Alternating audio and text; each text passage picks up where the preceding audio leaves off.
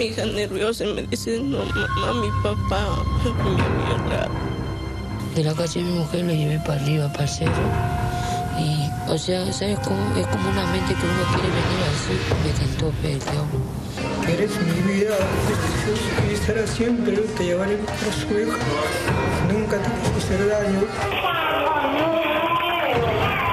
De una vez, ya.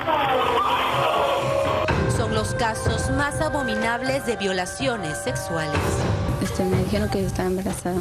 Un profesor me empezó a hablar, me empezó a hacer preguntas y el profesor me preguntó si es que me responsaba de mí. Yo le dije que sí. En el colegio fue donde se enteraron. ¡Auxilio! Mi hermano se iba a jugar. Sí. Ahí en la provincia. Me decía, ven, siéntate acá, me decía. Dolorosos testimonios que escuchamos todos los días y que nos convierten en testigos silentes de hechos criminales que destruyen la vida de indefensas víctimas porque nada vuelve a ser como antes. Tengo tanto odio por dentro, tanta cólera. No te voy a negar, mamá, ahora sí, no te voy a negar que yo también varias veces me he intentado matar. Lo más alarmante es que el Perú es el primer país en Sudamérica con mayores denuncias de abuso sexual. En los últimos 9 años, más de 63.500 personas fueron violadas, es decir, más de 7.000 por año, lo que se traduce en nada menos que 19 violaciones al día. Cifras preocupantes que se han convertido en un hecho cotidiano que no tiene cuándo acabar. Las tasas se han mantenido estables, más o menos estables durante toda la década. Entonces, no es que de pronto nos hayamos convertido en el país más violador de la región. Probablemente siempre lo fuimos. Abusos que sufren sobre todo los menores de edad, pues el 78% de las víctimas son niños y adolescentes. Es el caso de las hermanas a quienes llamaremos Doris y Marlene.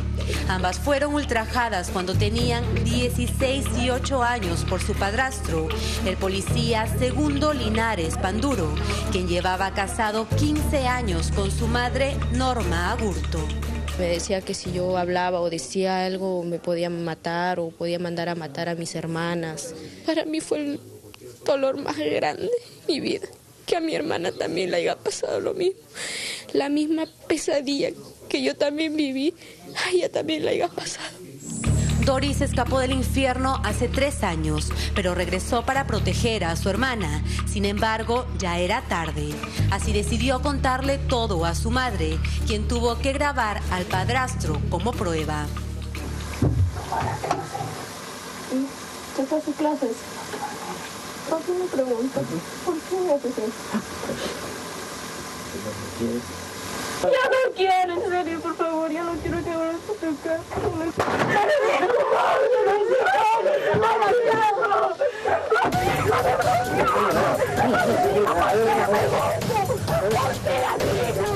Y yo no sospechaba, porque él era un padre ejemplar.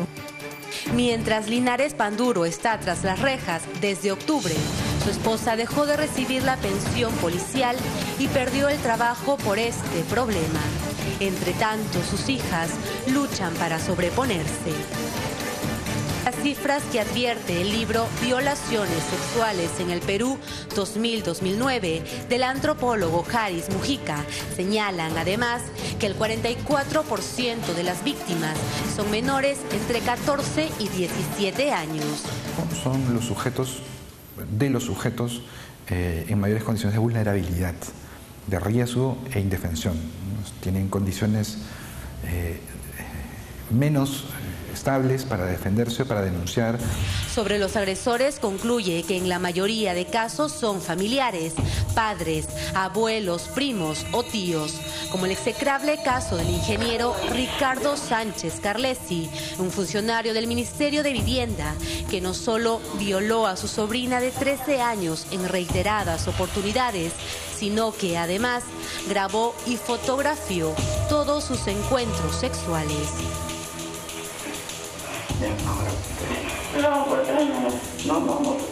Luego de un pasivo seguimiento, la policía lo capturó con más de 200 fotos y 10 videos, con la menor, a quien cuidaba desde que tenía apenas 5 años, porque su madre no podía mantener a todos sus hijos.